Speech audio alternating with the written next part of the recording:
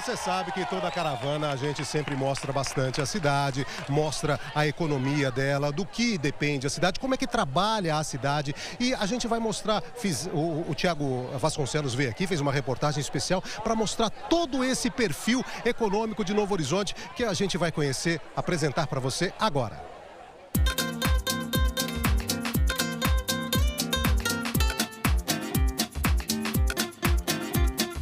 O seu Anderson é daqueles apaixonados pela cidade que mora. Tem mais de 40 anos que estuda a história de Novo Horizonte. Não é à toa que tem esse acervo de livros, fotos, documentos. Ele me contou sobre o surgimento da primeira vila aqui, ano de 1850. Foi quando 3 irmãos portugueses chegaram ao Brasil. Um deles veio dominando terras, as margens do rio Tietê, até chegar a essa região. Aos poucos, a primeira vila foi surgindo, chamada Fazenda Estiva, bem diferente do que é hoje. Tinha umas 120, 150 casas, né, nessa Fazenda Estiva, que a maioria ainda era de indígena. E os poucos colonos brancos que tinham aqui, era pouco, bem pouco. E as casas como é que é? Não é nada a ver com o que a gente tem hoje. Não, os mais bem dotados era a casa de tábua, né? Feita de tábua. E a maioria, quase todas, era de taipa, né? Que era bambu trançado com barro batido nas paredes, né? Uma vilinha pequena. Uma vilinha pequena. E era o que tinha. Nada mais que isso. Com o passar dos anos, imigrantes de todos os cantos vieram para cá. Em 1917, Novo Horizonte se tornou município, com a base da economia voltada para o café. A economia aqui, a economia básica era a plantação de mandioca, feijão, arroz, milho, né? Mas em pouca quantidade. Porque uma maior produção que houve aqui em Novo Horizonte na história para comércio era o café. E as terras muito férteis, né? E isso aí corre o mundo e é onde começou a vir mais gente para a construção da cidade e a melhoria do local aqui, né? Muitos anos se passaram e o agro segue sendo importante. As usinas de açúcar e álcool são responsáveis pela maioria das contratações. Entre as duas, no pico de safra, são quase 9.000 funcionários. O Newton é diretor administrativo e financeiro de uma delas, que tem quase 60 anos. Por aqui, em todas as etapas do plantio, à moagem, são 1.500 empregos diretos e mais 3.000 indiretos. Hoje, a maior parte desses funcionários, eles são daqui da cidade, tá? Ou alguns que vieram de fora, hoje estão estabilizados aqui na cidade. Isso colabora muito com a economia da cidade, tanto na questão de prestação de serviços, como na parte de comercial, tá bem? E também a questão da geração de impostos, que isso reverte para a sociedade, né, numa qualidade de vida da população. Com a ajuda da mão de obra da cidade, para esse ano, a previsão é uma moagem de 3.800.000 toneladas de cana-de-açúcar. Devem sair da usina, até o fim da safra, 160 milhões de litros de etanol e 240.000 toneladas de açúcar. Novo Horizonte também se destaca na pecuária. Hoje, aqui no município, são mais de 26.000 cabeças de gado. Esse número varia, dependendo da época do ano, tanto para mais quanto para menos. Isso por causa dos abates. Toda essa quantidade em mais de 400 propriedades rurais. Tem produção de leite por aqui também, mas a maioria dos produtores trabalha mesmo com o gado de corte. Engorda os animais nas fazendas para depois vender para os frigoríficos. O Fernando está no ramo há quase 40 anos. Lembra que o setor foi se adaptando com a chegada da cana na região. As grandes propriedades de gado perderam espaço e os confinamentos, como esse dele, começaram a surgir. As fazendas de pecuária queriam manter o gado, mas não tinha como manter a pasto.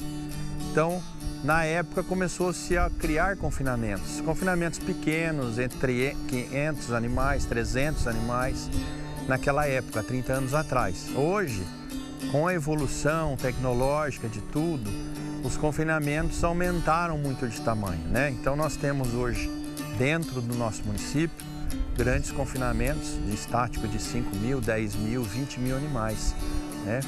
Então isso fez com que a economia do município fosse bem estruturada no contexto da pecuária de corte. Todos os anos saem daqui mais de 12.500 cabeças, que vão direto para os frigoríficos. Animais do Fernando e também de parceiros. A carne de Novo Horizonte vai para todo mundo. Nós temos um mercado mundial. Novo Horizonte exporta para o mundo inteiro, através dos frigoríficos que são nossos parceiros. Então nós produzimos boi para a China, para a Europa, para os Estados Unidos. Então é muito amplo as vendas e muito amplo assim, um modelo de negócio que a gente tem junto com o frigorífico e junto com vários países. Só no município, todos os anos, são abatidas 120 mil cabeças de gado. Esses números acabam atraindo investidores. É o caso do Didier, dono de um frigorífico que deve começar a funcionar na cidade em maio. É uma cidade muito boa, gostei. E tem um potencial muito grande, que tem grandes pecuaristas aqui, né? Tem confinamentos aqui realmente muito grandes. Ainda falando de renda, de economia da cidade, a ideia da prefeitura é facilitar o acesso dos moradores e também possíveis turistas ao Rio Tietê. Justamente para atrair visitantes e fazer o dinheiro circular por aqui. Essa estrada é um sonho, né, de toda a população de Novo Horizonte, até porque ela que leva para a maioria dos ranchos que nós temos no município, é essa estrada que leva. Então, ela é a famosa estrada do Taquaral. Então, a nossa busca agora é de uma área para que a gente possa implantar uma praia municipal através da chegada dessa estrada. Nós temos aí praticamente 70 quilômetros de Rio Tietê, mas nós não temos a porta que leva até o Rio Tietê. E com essa abertura, com essa possibilidade de pavimentação, essa possibilidade de início de construção de uma prainha, a gente começa a trazer o público para cá. Então, nós temos aí um exemplo gigantesco, que é Sales, da mesma forma que Santa Fé. Né? As pessoas saem de longe para pescar em Santa Fé. E tudo nós temos aqui em Novo Horizonte. Mas nós não temos o portal, nós não temos a porta de entrada para esse rio. Então é isso que a gente está buscando e essa estrada vai fazer com que isso aconteça com muito mais rapidez.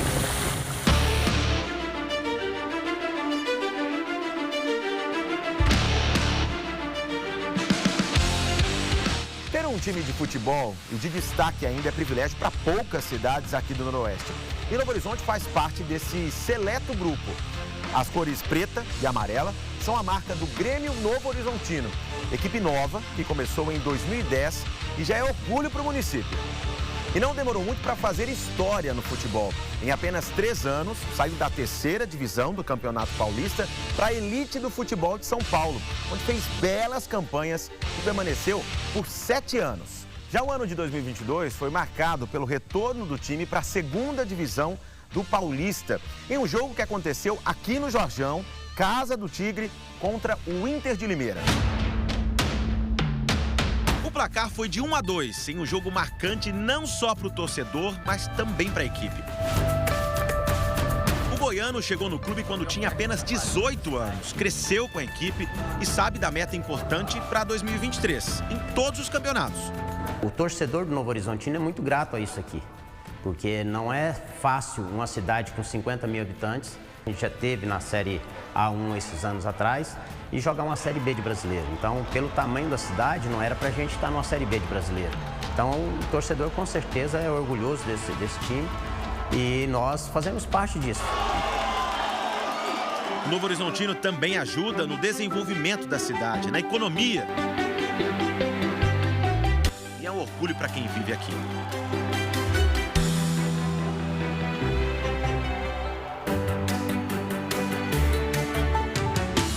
Mas assim, a gente já evoluiu bastante e a tendência é fazer com que esse clube cada vez mais cresça, né, e tenha o seu lugar ali de destaque no cenário nacional.